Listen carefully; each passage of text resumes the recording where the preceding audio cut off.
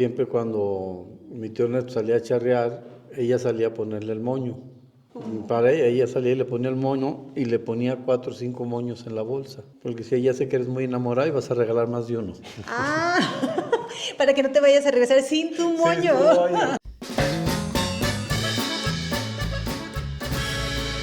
¿Qué tal? ¿Cómo están? Qué gusto saludarlos nuevamente y les agradezco que se hayan detenido para ver este video. Seguimos llevándoles más de las haciendas y de estos bellos lugares que tenemos en nuestro México.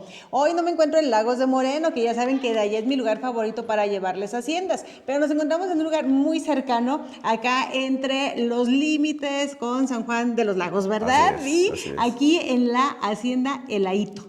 ¿Sí? ¿Lo dije bien? Bien, ya perfecto. lo dije bien. Y bueno, miren, quiero presentarles aquí a nuestros, yo ya voy a decir, grandes amigos que nos abren las puertas y que nos permiten estas entrevistas para seguir conociendo estos bellísimos lugares. Ernesto Cermeño, muchísimas gracias. No, hombre, al contrario, está Gracias, en un tu placer casa. estar aquí con ustedes, acá nuestro buen amigo Jorge Serrano. ¿Cómo está, Jorge? Muy bien, muy contento de estar aquí.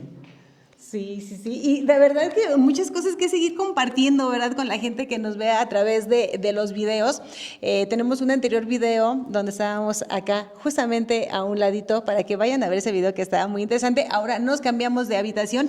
Platíquenme cómo llaman ustedes a este lugar tan extraordinario donde estamos. Pues mira, aquí es la oficina de trofeos, así le llamaba mi papá en vida.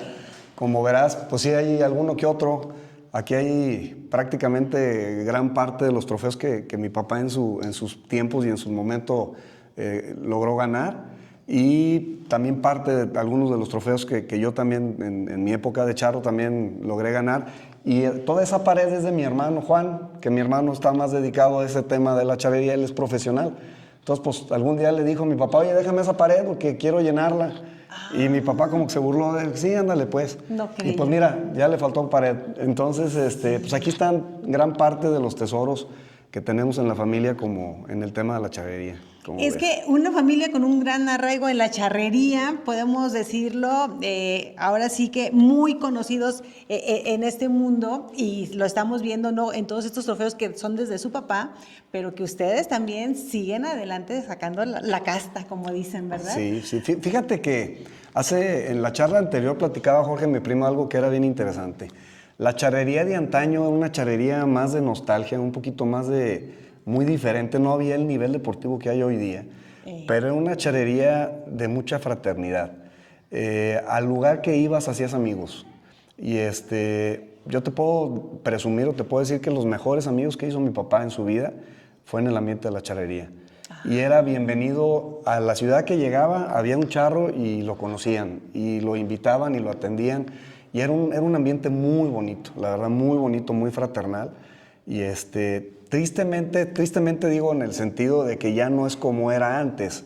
Hoy día la charrería tiene un nivel deportivo que nunca jamás hubiera soñado cualquier charro hace 50 años, ¿verdad? Porque hay un nivel deportivo muy elevado, muy elevado. Pero ya el tema de la fraternidad, el tema del convivio, como que ya se dejó un poquito al lado. Entonces, en aquellos años, ibas a una charreada y te daban un premio, te daban un trofeo. O ibas a un coleadero, y eran coleaderos muy tradicionales, que la verdad todo el mundo quería ir. Entonces había coleaderos grandísimos, ¿no? El coleadero de Lagos, me platica mi papá que alguna vez hubo más de 200 coleadores en un coleadero. Entonces, Wow. atender a 200 coleadores, imagínate el tiempal que se llevaba, ¿no? Sí. Y no había las instalaciones que hoy hay hoy día con los chut y todo ese tipo de cosas. Era a punta cortada, como decían. Entonces tenías que tener vaqueros adentro, charros pues adentro, cortando los toros, pero para 200 coleadores. Entonces era un mundo muy diferente, ¿verdad? Pero sí había muchos trofeos. Ya no era tan monetizado el tema como hoy día. Hoy los premios son en efectivo. Son raros lugares donde te dan un reconocimiento, un premio. Como los que vemos aquí. Sí. Y a nosotros todavía nos tocó un poquito la colita de esa época, donde te daban trofeos de reconocimiento por campeón de alguna suerte o por haber logrado algún lugar en algún evento, ¿verdad? Entonces, este es digamos que el objetivo de este salón, de alguna u otra manera tener un poquito atesorado los trofeos y los logros que en su momento tuvimos, pues tanto mi papá, mi hermano como yo. ¿verdad? Perdón, te interrumpí, Jorge. No, y la tradición de aquella charrería, las haciendas aquí de Lagos, cuando se llegaba el día 6 de agosto, que era el día principal de la fiesta del pueblo, la tradición era mandar ganado para las colas. Entonces la hacienda que más mandaba era la hacienda que quedaba campeona, por haber mandado 50, 60, 70 cabezas. Pero gratis. Gratis. No lo No cobraban. había cobro. Y No se había iban, cobro. se iban por tierra. Eran O sea, el arriados. ganado salía 1 o 2 días antes, se lo llevaban arriando para llegar al coleadero. No era como hoy que lo subes a un camión y te lo llevas en un camión. Era por tierra. Y había el día del coleadero y al día siguiente un recalentado. Y alguien me platicó un día que hubo una ocasión que sobraron 90 toros, que no se colearon en 2 días. O sea, hubo tantos toros que quedaron unos ahí. En reserva. Pero entonces era un gran orgullo para las haciendas mandar su ganado. Y tenían mucha conexión con los charros y la charrería y aportaban. Y luego pues vinieron los cambios, se monetizó la cosa y pues ya ahora Don Dinero es el que manda. Pues sí, ha habido cambios que a algunos pues les han de gustar, otros dicen, bueno, pues es que nos han hablado algunos amigos charros que dicen, es que eran otras épocas. Así es. Era diferente ir y ganarte un trofeo. Sí. ¿Verdad? No ibas por el premio en efectivo, ibas por ese trofeo que era pues ahora sí tu reconocimiento, Sí, ¿verdad? sí, De- sí, de lo que acabas totalmente. de decir. Una de las anécdotas de mi abuela es que siempre cuando mi tío Ernesto salía a charrear, ella salía a ponerle el moño. Ah, ¿era como un ritual? Para ella salía y le ponía el moño y le ponía 4 o 5 moños en la bolsa. ¿Por qué? Porque si ella sé que eres muy enamorada y vas a regalar más de uno. Ah, para que no te vayas a regresar sin tu moño. moño. Era muy comprensiva, ¿verdad? Sí, sí, Y sí. muchos de estos trofeos estuvieron en casa de la abuela. Y mi tío se casó y se los pidió y dijo, no, hasta que me muera, porque estos me los ganaste en vida. Ah, ¿qué tal? Así es. Y entonces su papá empieza él desde muy, muy joven Sí. a triunfar en la charrería. Yo creo que mi papá, mira, te puedo decir que ese trofeo que está allá arriba Sí. fue el primer trofeo que ganó mi papá. Quizás lo debe haber ganado de unos 15, 16 años. Ah. Fue el primer trofeo que ganó. Alguna vez me platicó. Y sí, sí. empezó muy joven. Aunque, fíjate, si bien mi abuelo paterno no era charro, siempre le gustó el ambiente y teníamos un abuelo materno, Manuel Vega, que él sí estaba muy involucrado, pero nunca fue charro. Siempre le gustó el ambiente, pero no fue charro. Entonces mi papá realmente no tenía un papá charro que fuera su maestro o su mentor. Claro, claro. Pero tenía una persona que en aquel tiempo era el administrador de la hacienda, que era don Toño Murguía, que se la sabía de todas, y él sí era charro. Ah. Entonces fue el que metió a mi papá en el mundo de la charrería desde muy chiquillo. Entonces andaban de vagos todo el día lazando toros y coleando toros y como mi papá se supone que era el encargado de aquí del rancho, pues lo que menos le interesaba era cuidar en aquel tiempo el ganado, él quería divertirse pues desde chiquillo.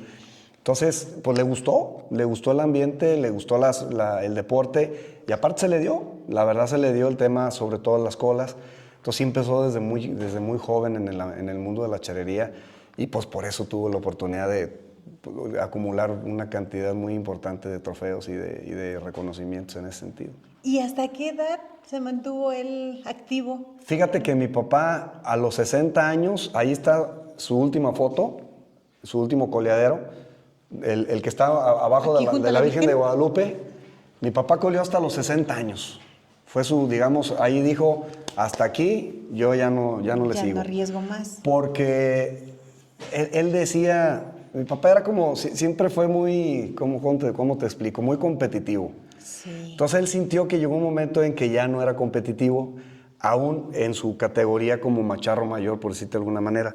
Entonces él dijo, ¿sabes qué? Yo me retiro en la cúspide y hasta ahí le paro. Claro. Y a los 60 años dijo, esta fue mi última charreada. Curiosamente, ese día metió las tres redondas, fíjate. Pues se cerró con broche de oro. Con broche de oro, como dicen por ahí. Y ese día decidió ya colgar los botines, como dicen por ahí. Pero sí, hasta los 60, 62 años más o menos por ahí Pero le siguió dio. montando a caballo aquí todos los días. Sí, sí, Sí, claro. o sea, él no dejó. Es que, como te decía, los charros de antes también eran vaqueros. Sí. O los vaqueros, después sí, era una unión, vamos. Entonces él se retira de la charrería, pero siguió trabajando las reses y las responsabilidades aquí y siguió montando a caballo aquí. En una ocasión, nos invitaron a un herradero grande, a la Hacienda de la Llave, allá en el municipio de Valle de Guadalupe. Sí. Y muchos lazadores, habría unos 20, 30 lazadores. Y entonces nos íbamos como invitados nomás él y yo. Y allá la costumbre es que dejan salir la res en un corral sobre la barda y da toda la vuelta al cuadrado. Y salió una y no se agarró hasta el final, allá rebotó, no hubo quien la agarró y salió la otra. Entonces nosotros, como por ser invitados y por pena, pues no queríamos así entrar de lleno. Y y pues ya cuando, como a la tercera que vio que se repetía lo mismo a la vaca, dijo, pues sí, vinimos a ayudar. Y empezó a soltar el brazo y empezó a agarrar y agarrar y agarrar y agarrar y agarrar. Ah, ¿qué tal? Al grado que la persona que nos invitó por el micrófono de chascarrillo decía, pues los tuve que traer de Lagos para que hagan las cosas, porque los de aquí no más no agarran. Pero son las cosas y ya después las cosas sí se fueron dando. Pero activo siempre estuvo. Activo siempre estuvo. Y aparte de ser activo en la charrería y participar en todos estos eventos, me comentaba que él también fue criador de caballos. Sí, sí, mi papá tuvo la fortuna de traer, yo creo que el primer caballo a palusa de aquí de la región. ¿Primer caballo a palusa? Sí, de aquí de la región sí. Sí. De hecho, por ahí tenemos el registro, está allá en el pasadizo. Y te estoy hablando de los años 60, ¿eh? Trajo un caballo a palusa que en aquel tiempo no eran feos, era lo que le seguía de feos.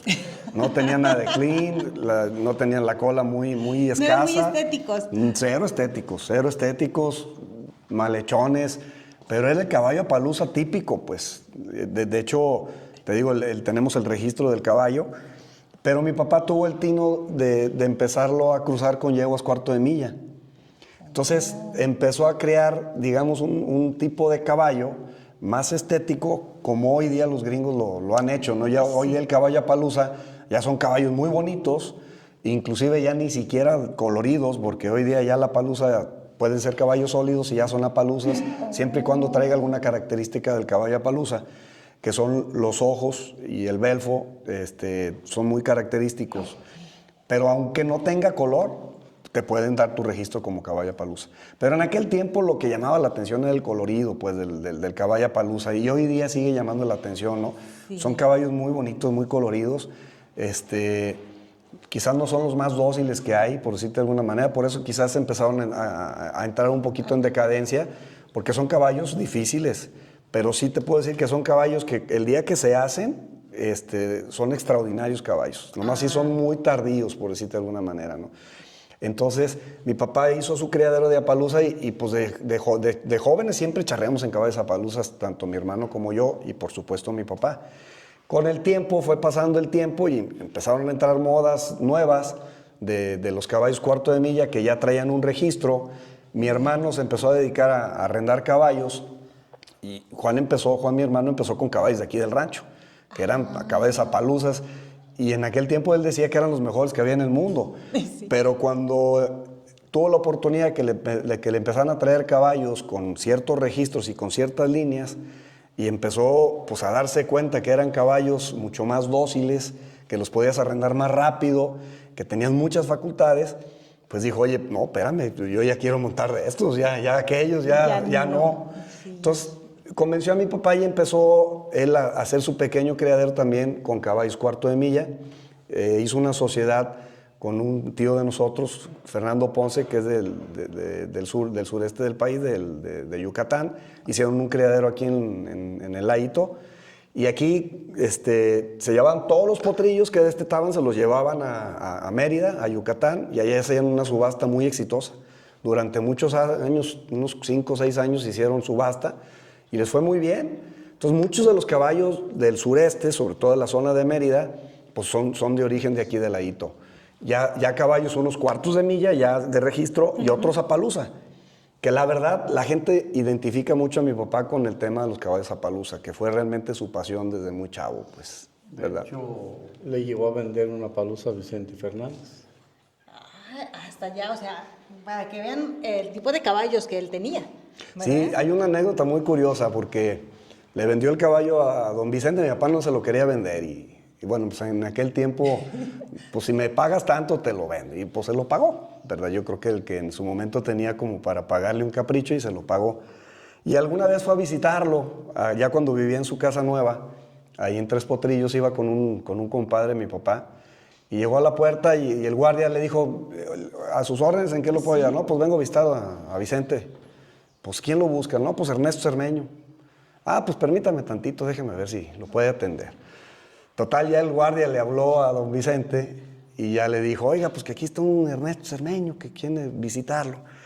Y pues seguramente don Vicente estaba ocupado. Le dijo, no, yo ando ocupado, no, pues, quién sabe quién será, ya ves, llega tanta gente. Pero don Vicente estaba atrás de la puerta y mi papá lo estaba oyendo. Entonces, cuando sale el guardia, le dice, no, pues fíjese que don Vicente está ocupado. Y le dice mi papá al guardia, dile a Vicente que no se haga pendejo, que aquí está el canónigo, que si no me va a recibir ya para irme a la fregada. Y en eso salió don Vicente, le dijo, canónigo, pues me hubieras dicho que eres el canónigo, pues Ernesto Cermeño, ¿quién chingado lo conoce? Pero son anécdotas, ¿no? Cuando ya la gente tiene un mote o tiene un apodo, por decirlo de alguna manera, sí, que mucha gente no lo conoce por su nombre, lo conoce por su apodo. Entonces, a mi papá todo el mundo lo conocía por el canónigo. Y es una anécdota muy curiosa, ¿no? En ese sentido. Sí, y que de hecho lo mencionábamos en el anterior video porque me decía, bueno, es que mi papá la gente lo conocía por el canónigo, o sea, era su sobrenombre, apodo, como le quieran llamar, pero... ¿Y no saben de dónde venía ese sobrenombre? Fíjate que alguna vez me platicó mi papá que cuando estaba chiquito, muy chiquito pues, llegó un amigo de mi tío Manuel, de Manuel Vega, un señor de León, y mi papá estaba de chiquito muy regordetito y colorado, muy chapeteado. Y estaba ahí jugando y que el amigo de mi tío le dijo, bueno, ¿y ese trazas de canoniguillo quién es? No, pues es mi sobrino, mira ese hijo de... Mira, muy gordito, y se le quedó que el canónigo, y ahí desde chiquitito se le quedó que el canónigo. Y de ahí le vino el apodo. Pero fíjese cómo a veces un apodo hace resaltar a alguien, ¿verdad? Pues sí, es como te conoce la gente de alguna u otra manera. Es como le conoce la gente. Pero sí, ese fue, te digo, esa fue la historia en el tema de los caballos de mi papá. Te digo, la gente lo identifica mucho con el tema de los Appaloosa. Y después te digo, pues ya se empezó con un criadero cuarto de milla que a la actualidad todavía se conserva. Ahí se encarga Juan, mi hermano, de ese negocio. Pero mi papá también fue pionero en el mundo de la ganadería del ganado charolais. También. Mi papá sí fue quizás de los pioneros de aquí, de toda la región. Fue de los primeros en traer ganado charolais, lo importó de Estados Unidos. Y se hizo creador durante muchos años, primero de charolais y luego incursionó también en la raza cimental. Y también duró muchos años siendo creador registrado y todo lo que conlleva todo el tema de tener ganado pues, de registro. Y tuvo muchos años aquí. De hecho, hizo una sociedad con unos tíos de León y después de que terminaron la sociedad aquí se fueron a otra hacienda, otro rancho que se llama El Crespo, y allá se juntó con otras personas y siguieron con el criadero. Y actualmente todavía uno de los hijos de mis tíos todavía conserva ese criadero de cimental y charol. Wow, ¿cuánta historia de su papá? Sí, la verdad que sí tuvo tiempillo para hacer su historia. Sí. Tuvo tiempo para hacer su historia. Qué bonito, habría sido tener el honor de conocerlo, pero agradezco a Dios que me dé la oportunidad de conocerlos a ustedes, porque hemos hablado de su papá, pero nos ha faltado hablar también de usted, don Ernesto. Pues, ¿qué te puedo decir? Yo realmente lo que te puedo platicar es que yo estoy siguiendo aquí un poco el legado de mi papá, que nos dejó de la hacienda, que a mi papá se lo dejaron sus ancestros también, y a mis ancestros, sus ancestros, como bien te comenté, como platicamos la vez pasada, esta hacienda pues tiene toda la vida con la familia, ¿no? Muchas generaciones, somos la séptima generación en la familia. Y pues de lo que se trata es precisamente de conservar ese legado, ¿no? Que nos dejaron los de antes. y tratar de conservarlo lo mejor que se pueda, ¿verdad? Esa es la No, están idea. haciendo una tarea muy grande y lo están conservando, lo están logrando, de verdad, felicidades. Muchas gracias. Qué buena labor hacen ustedes y el visitar estos lugares, se los decimos amigos, es para sentirnos orgullosos de lo que tenemos aquí en nuestro México y en nuestra tierra y de esta gente tan valiosa que ha sacado la casta y que ha demostrado que cuando se quiere se pueden lograr cosas, ¿verdad? Sí. Fíjate que, bueno, aunque la hacienda, como te comento, tratamos de conservarla y estamos al pie del cañón. Hemos tenido muchas veces muchas propuestas de hacerla más turística y traer gente a hacer algún tour o cosas por el estilo. Pero la familia decidió en su momento que no queríamos meter gente de fuera, más privacidad. Y hasta ahorita nos ha funcionado porque al final del día, digo, la gente es bienvenida siempre, pero sí nos ha ayudado a conservar un poquito mejor lo que es la hacienda, ¿no? Cuando te abres un poquito más, pues a veces hay gente que no es tan respetuosa y empieza a haber situaciones ya un poquito más incómodas, ¿no? Sí. Pero bueno, gracias quizás a parte de esas decisiones, pues hemos podido conservar un poquito mejor la hacienda. Pero ¿verdad? a través de estos videos les estamos compartiendo la historia y lo que es esta hacienda para que ustedes puedan conocerla, ¿verdad? Así es. Y pues nuevamente muchísimas gracias. No, Gracias hombre. por abrirnos las puertas, por permitirnos ingresar y conocer esta historia y que a través de estos videos la gente pueda conocer estos lugares tan maravillosos. No, hombre, al contrario, gracias a ustedes y al esfuerzo que hacen precisamente por difundir todo este tipo de haciendas que existen en el país y pues por difundir un poquito todas las tradiciones, ¿no? Como Sí. es la charrería, como es el tema de la ganadería, que cada día se batalla un poquito más en conservar el tema de los ranchos. Pero mira, yo creo que es muy importante que la gente se entere, ¿no?, de la historia. Sí, Al sí, final sí, del que día. no quede ahí como parte de que ya pasó, sino que es importante, ¿no? Así es. El tenerla presente y que nuestros jóvenes también se sigan interesando por todas estas cosas que son parte de todos, a fin de cuentas, todos como mexicanos, ¿verdad? Así es. Pues, muchísimas gracias, don Jorge. Gracias. Al contrario, ya sabe, aquí está su casa.